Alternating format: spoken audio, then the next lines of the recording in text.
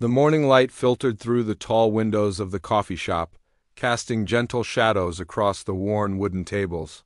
Sarah Chen sat in her usual corner booth, laptop open, fingers moving steadily across the keyboard. She had been coming to this same spot every morning for 3 years now, ever since she started working as a graphic designer for small businesses in the neighborhood. The familiar sounds surrounded her like a comfortable blanket, the soft hiss of the espresso machine, the gentle murmur of conversations, the occasional ring of the bell above the door as customers came and went. Sarah found peace in these simple routines, in the predictable rhythm of her quiet life. She wore a simple cream-colored sweater today, her long black hair pulled back in a practical ponytail. Her clothes were neat and clean, but nothing expensive or flashy. Sarah had learned long ago to find contentment in small things. A perfectly brewed cup of coffee, the satisfaction of completing a design project, the warmth of sunlight on her face during her afternoon walks. Her phone buzzed softly against the table. Sarah glanced at the screen and smiled.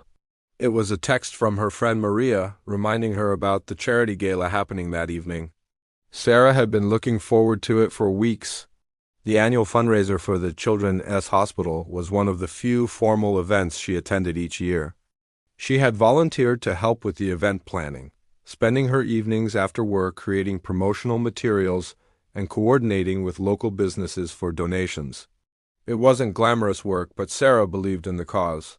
She had spent time in that same hospital as a child, and the kindness of the staff had never left her memory. The hours passed peacefully as Sarah worked on her latest project, a logo design for a family-owned bakery. She took breaks to sip her coffee and watch the people passing by outside. There was something soothing about observing the world from this quiet corner, feeling connected to the community around her without needing to be at the center of attention.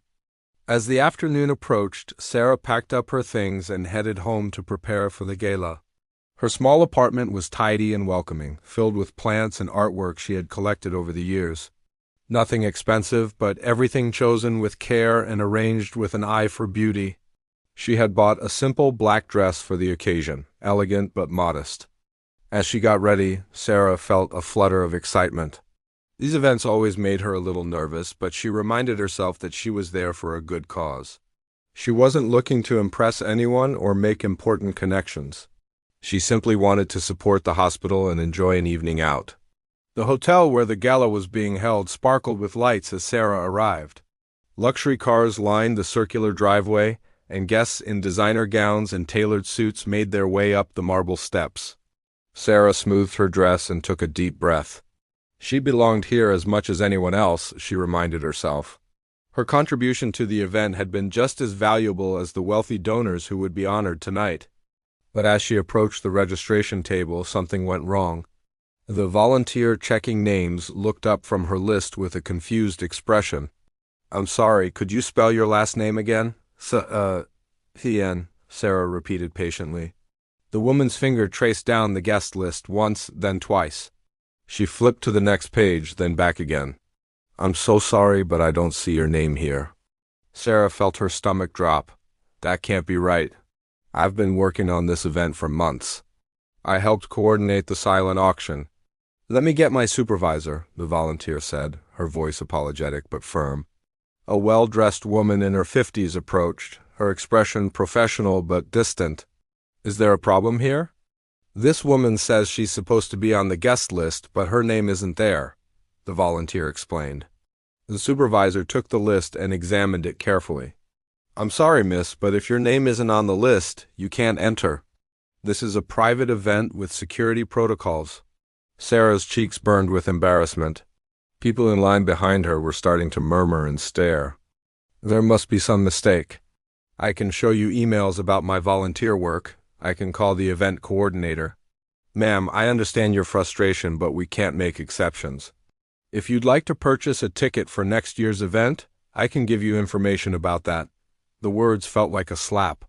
Sarah had given countless hours to this event, had poured her heart into making it successful. And now she was being treated like someone trying to sneak into a party where she didn't belong.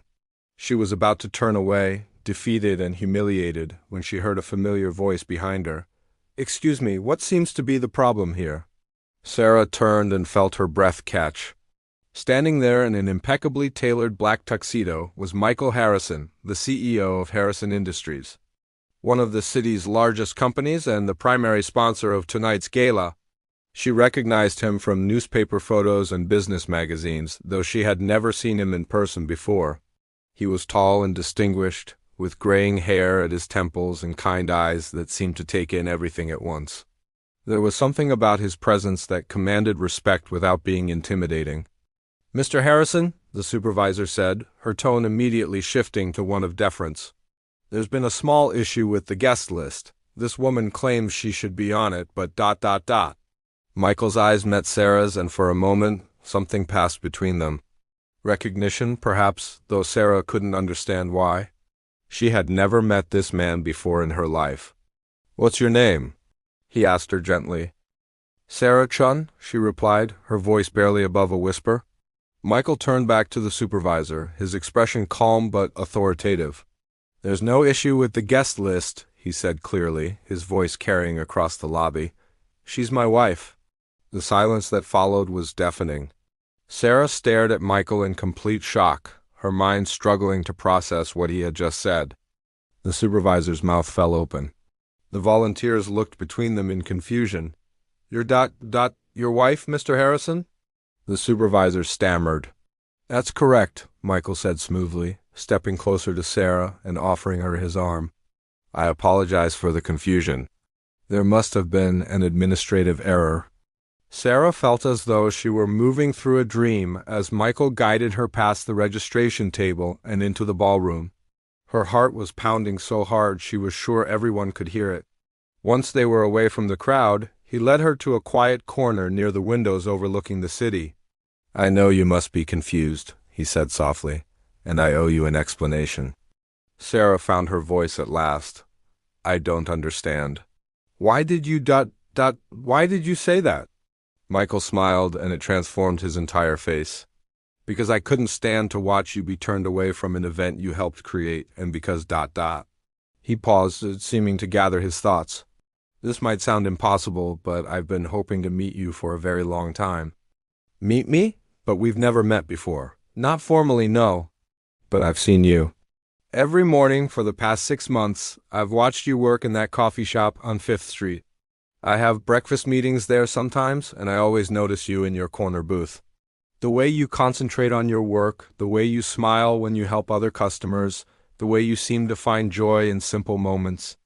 Sarah's head was spinning. "You've been watching me?" "I know how that sounds," Michael said quickly. "I don't mean it in a creepy way. It's just ... there's something about you. Your kindness, your quiet strength.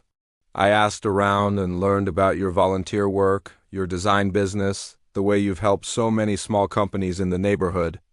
I was hoping to find a way to introduce myself properly, but I never seemed to find the right opportunity." "So you told them I was your wife?" Michael laughed softly. "It was the first thing that came to mind. I couldn't bear seeing you humiliated like that, not when you've given so much of yourself to make tonight possible."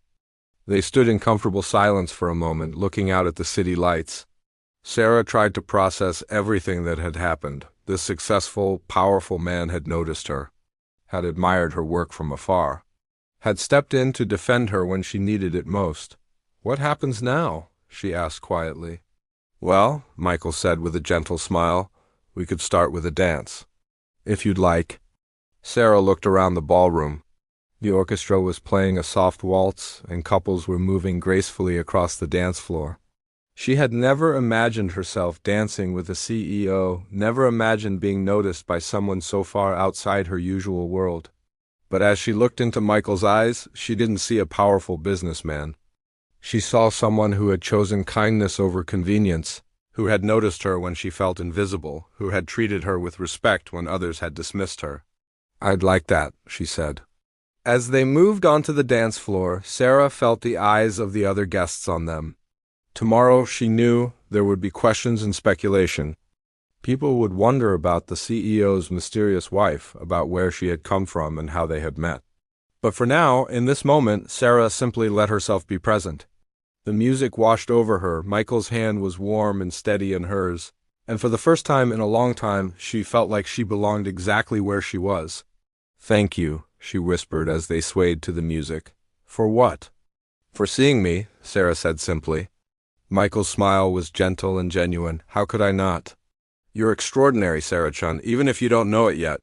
As the song continued, Sarah realized that sometimes the most beautiful moments come not from grand gestures or fairy tale romance, but from simple human kindness, from someone choosing to stand up for what's right, from being seen and valued for who you truly are. The night stretched ahead of them, full of possibilities neither had imagined when they woke up that morning. And Sarah, who had always found contentment in small things, discovered that sometimes life had a way of surprising you with something bigger and more wonderful than you ever dared to dream.